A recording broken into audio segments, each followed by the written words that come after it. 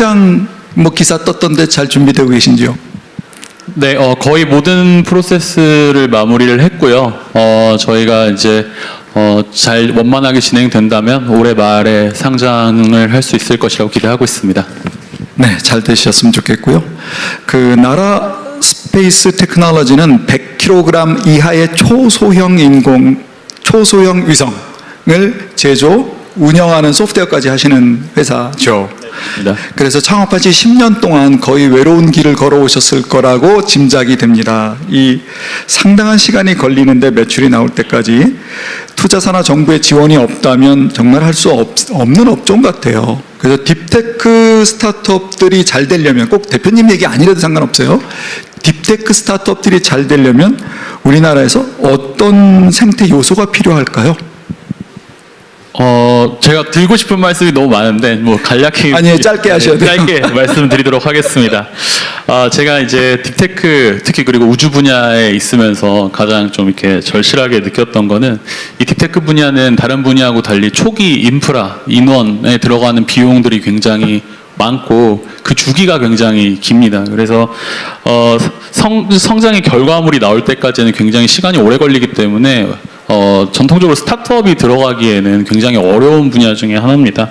그래서 방산과 같은 딥테크 기업은 이제 어떻게 보면 민간 기업이긴 하지만 어떻게 보면 또 다른 반면으로는 국가 전략 자산 중에 하나라고 생각을 합니다. 그래서 당장 그 가장 큰 고객인 정부의 역할이 굉장히 중요하다라고 생각하고요. 짧은 시간에는 당장 뭐 이렇게 수익이 나오진 않을 수도 있겠지만 그런 어떤 단기간의 경제 논리를 넘어서서 그런 이제 공공 수요로서 시장을 선도하는 전략적 어떤 수요 창출이 좀 필요하다라고 생각을 하고 있습니다. 그래서 현재에서도 여러 지원 트랙이 있긴 합니다. 뭐 방산 분야도 그렇고 우주 분야도 그렇고 여러 트랙이 지원 트랙도 있고 여러 지원 정책도 있는데 실질적으로는 업체에게 도움이 되지 않는 경우가 있어요. 뭐 예를 들어서 글로벌 시장에 나가면 기술은 좋은데 너희 정부에서 이 서비스를 쓰고 있니?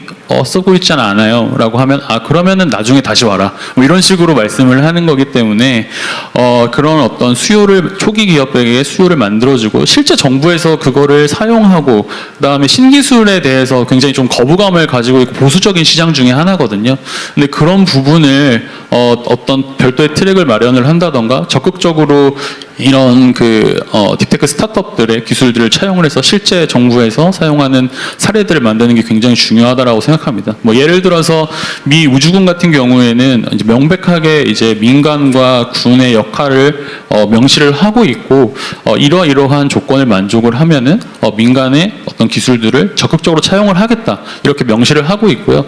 뭐 이렇게 민간에서 기술을 가져가거나 이렇게 되면 이러한 요구 조건이 안 돼서 안 돼 이렇게 가능성을 초기에 차단하는 것보다 컨설팅을 해주면서 이러한 부분을 보완하게 되면은 우리가 더 잘 사용할 수 있다. 그래서 성공적으로 스타트업들과 정부기관들이 안착을 하고 같이 협력을 하는 또 그리고 정부 같은 경우에는 이제 빠르게 변화하는 기술 시장들을 스타트업들로 대응을 하는 그렇게 상부상조하는 결과를 낳을 수 있다고 생각을 합니다. 네, 감사합니다. 마침 이 자리에 방사청 차장님께서 오셨다는 말씀을 들어서 혹시 계시면 마이크 좀 챙겨주십시오. 네, 차장님 감사합니다. 제가 여쭤볼게요.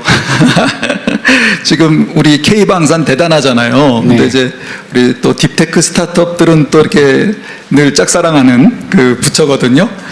스타트업들과 이제 우리 기존의 K방산들과 또 부처와 지금 어떤 그림을 그리고 계신지요?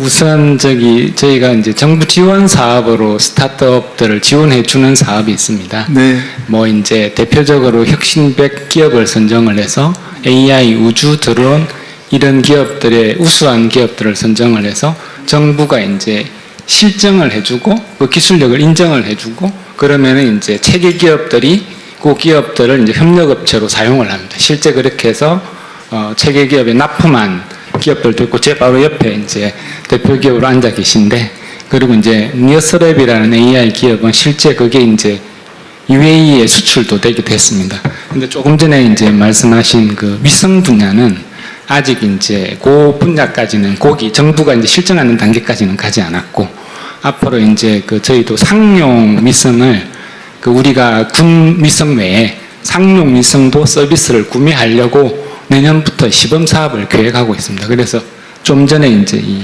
콘서트 전에 잠깐 저기 방문을 했었는데 아마 좀 가능성이 충분히 있을 거라고 생각을 하고 있습니다. 네, 감사합니다. 대통령님 혹시 말씀 주실 거 있으신지요?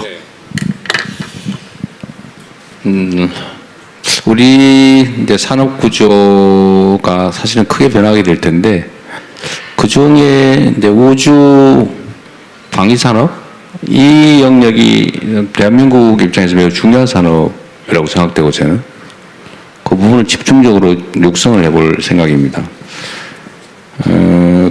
그 중에 저는 대한민국이 처하고 있는 지정학적 위치 그리고 아마 앞으로도 진영대결이 격화될 가능성이 매우 높고 대한민국이 차지하고 있는 지정학적 위치가 매우 불안정해서 이 방위산업을 대대적으로 우주 방위산업을 대대적으로 키워놓는 게 대한민국 국방력과 국력을 키우는 길이어서 이 부분은 앞으로도 매우 집중하게 될 부분이라는 말씀을 드리면서 용기를 내시기 바랍니다. 그리고 이번에 보면 우크라이나전에서도 이제 보여진 건데 사실은 이제 전통적인 그 전차나 뭐 미사일 이런 게 거의 무용지물이 물론 필요하죠 기본적으로. 그런데 그게 과연 그만큼 돈 들인 만큼 효용을 발휘하냐는 전혀 아니었던 것 같아요. 그 마분지로 만든 드론 폭탄이라든지 그 나무 상자로 만든 뭐 이게 상당히 유용하잖아요. 거의 싸게. 근데 그건 결국 기술인데 이런 방산 분야에서는 지금 우리나라도 저번에 제가 방산 관련 일종의 토론회도 한번 했었는데 너무 대기업 중심의 전통 무기 중심으로 좀 편제되어 있어서 그때도 방위산업에 관계된 벤처 스타트업들이 뭐 이런저런 얘기가 상당히 많았어요. 근데 거기에도 저는 기회를 줘야 되겠다. 그 틈새를 만들어야 되겠다고 생각하고 있고요. 그게 결국 아주 세밀한 첨단 미래 기술 분야들이 될 가능성이 많죠. 특히 인공지능 분야는 어쨌든 그 부분에 대해서는 관심과 지원을 대대적으로 늘릴 생각이라는 말씀을 드리고요. 창업도 좀 많이 해주시면 좋겠습니다. 그리고 정부 구매 문제, 그러니까 사용 실적, 이용 실적 이게 중요한데 이건 정부 방침으로 지금 여러 차례 제가 정부 각 부처에 지시를 해놨습니다. 저는 기본적으로 그런 생각을 하죠. 예를 들면 정부가 특정 산업 육성을 위해서 뭐 돈을 지원하기도 하고요. 그냥 갖다 쓰는 거죠, 그냥. 근데 정부는 딱 그것만 있어요. 쓰거나 빌려주거나. 중간이 없어요. 중간 정도를 하자. 예를 들면 5천억을 쓸 거냐 아니면 1조 원어치를 사서 5천억 원어치는 버릴 각오를 하느냐. 저는 5천억을 지원하는 것보다는 차라리 1조 원으로 사주고 5천억을 버릴 각오를 하는 것이 낫지 않을까? 맞는 말이죠.